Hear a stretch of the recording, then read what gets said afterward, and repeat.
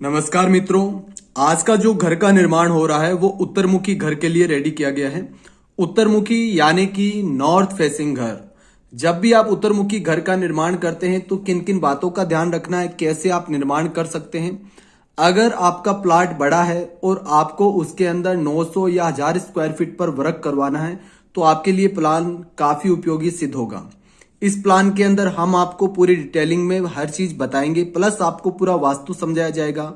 आपका अगर पुराना भी उत्तरमुखी यानी कि नॉर्थ फेसिंग घर है तो भी आपको वास्तु की बहुत अच्छी जानकारी इस वीडियो में मिलने वाली है, तो ध्यान से वीडियो देखें। सबसे पहले हम आपको बता देते हैं, आगे से प्लाट की जो चौड़ाई कवर की गई है वो 36 फीट कवर की गई है घर बनाने के लिए। 36 फीट पीछे से कवर की गई है घर बनाने के लिए। 30 फीट लंबाई कवर की गई है और इधर से भी 30 फीट लंबाई कवर की गई है। मुख्यतः जब भी कोई घर का निर्माण होता है तो आपने देखा होगा कि चौड़ाई कम होती है, जैसे चौड़ाई 30 फीट होती है और लंबाई 36 फीट होती है। लेकिन इसके अंदर उल्टा वर्क है, इसके अंदर आपका 36 फीट चौड़ाई ली गई है और 30 फीट लंबाई ली गई है।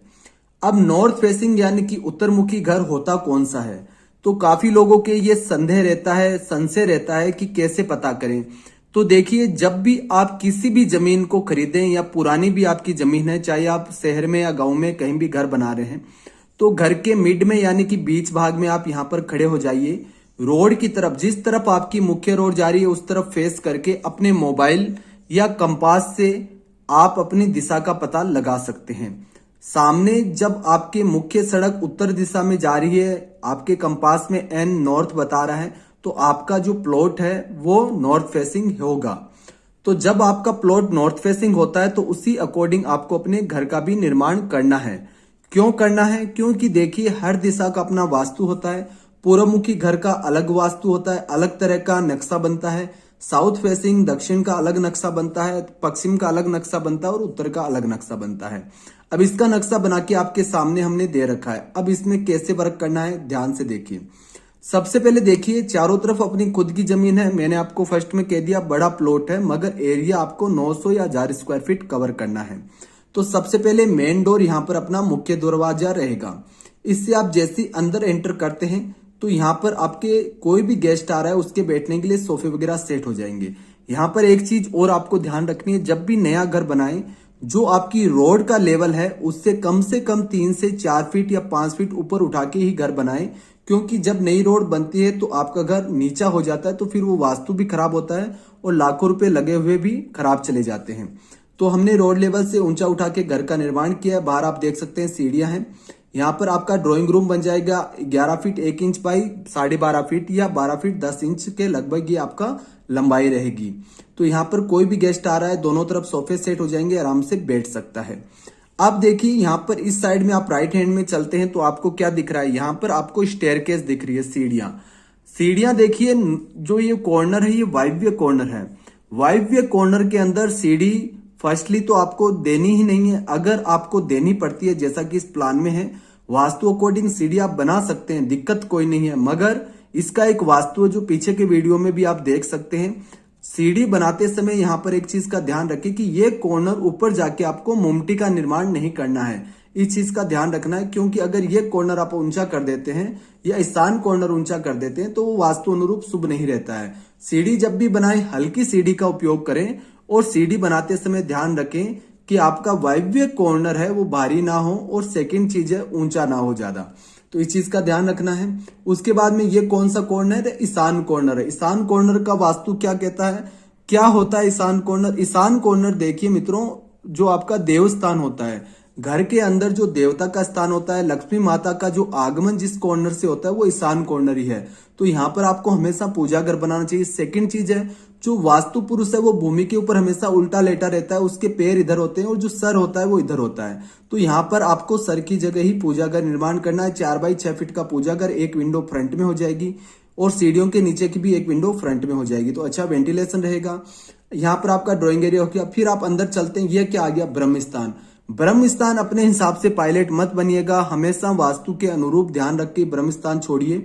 यहाँ पर आप देख रहे हैं 11 फीट 1 इंच ऐसे छोड़ा गया है, 7 फीट के लगभग हमने ऐसे आपका ब्रह्म स्थान छोड़ा है, ठीक है।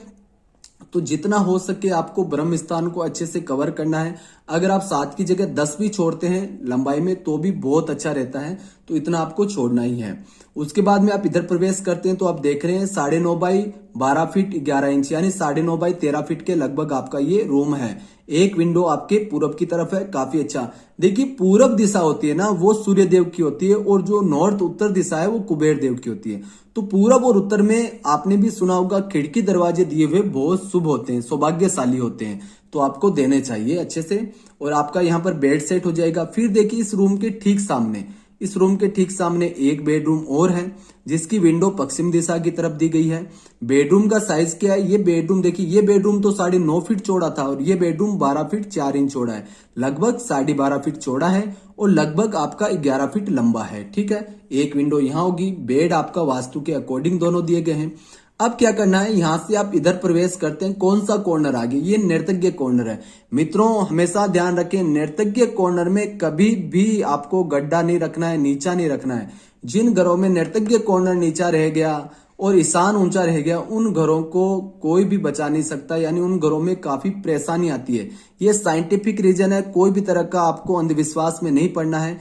इसका साइंटिफिक रीजन ये है कि जो आपका नर्तज्ञ कॉर्नर होता है ये हमेशा कठोर होना चाहिए, ऊंचा होना चाहिए। ठीक है, उससे क्या होगा, जो आपका प्रवाह होगा, एनर्जी का प्रवाह होगा वो आपका क्लॉकवाइज रहेगा और जो भी आपका पानी है, जल है, वो आपका ऑटोमेटिक ईशान की तरफ आएगा, जो बहुत ही शुभ होता है, धन धान्य सुख समृद्धि देने वाला होता है। नर्तज्ञ कॉर्नर किसके निवास के लिए शुभ है, आपके माता पिता के निवास के लिए शुभ है, घर के मुखिया के लिए शुभ है।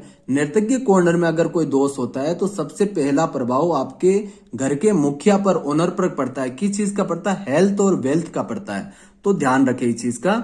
एक विंडो आप इधर दें, अच्छा सा वेंटिलेशन हो जाएगा। कितने रूम हो गए, 1 रूम 2 रूम 3 रूम हो गए, क्लियर। आप यहां तक पूजा घर बाहर दे दिया, ईशान कॉर्नर में बैठने के लिए स्पेस दे दिया है, बीच में आपका स्पेस रखा गया है, डाइनिंग एरिया मान लीजिए, चाहे आप ब्रह्मस्थान मान लीजिए, चाहे आप लॉबी मान लीजिए। अब आप इधर प्रवेश करते हैं, 2 लेटिंग बाथरूम दिए गए हैं। ठीक है, अलग अलग दिए गए। आप चाहें तो स्नान घर बना सकते हैं, एक को लेटिंग घर बना सकते हैं। आप चाहें तो दोनों को अटैच लेट बाथ बना सकते हैं, आपके ऊपर डिपेंड कर रहा है। ठीक है, वेंटिलेशन इधर से आपका आराम से हो जाएगा। ये बाहर जो स्पेस है ये वाश एरिया हो जाएगा, कपड़े वगैरह धोने के लिए बाहर का, और दोनों के दरवाजे यहाँ हो जाएंगे। यहाँ तक आप क्लियर हैं। एक विंडो इधर, एक विंडो इधर आपको दे देनी है ताकि अच्छा वेंटिलेशन रहे। ध्यान रखें, लेटरिन बाथरूम आजकल सब अटैच रखते हैं, रूम के अंदर रखते हैं या आंगन में रखते हैं। वास्तु के अकॉर्डिंग बनाने के बाद भी आपको फैन जरूर लगाना है। नेगेटिव जो भी इनकी हवा होती है, नेगेटिव एनर्जी होती है, वो आपके आंगन तक नहीं आनी चाहिए, तो फैन लगा के रखें। जब यूज करें तो फैन ऑन करें और अच्छे से इनका वेंटिलेशन रखें। अब आप इधर प्रवेश करते हैं, ये क्या है, किचन दिया गया है 9.5 बाई 11 फीट में, बड़ा सारा किचन है। यहाँ पर एक विंडो है। किचन यथास्थान बनाए, आपके घर में काफी शुभ रहेगा। और एक चीज और मैं यहाँ पर आपको कहना चाहता हूं, जिन घरों में थोड़ा बहुत वास्तु दोष है तो वहां पर तुलसी के पौधे का प्रयोग करें आप। तुलसी का पौधा अपने आप में वास्तु दोष को समन करने वाला है।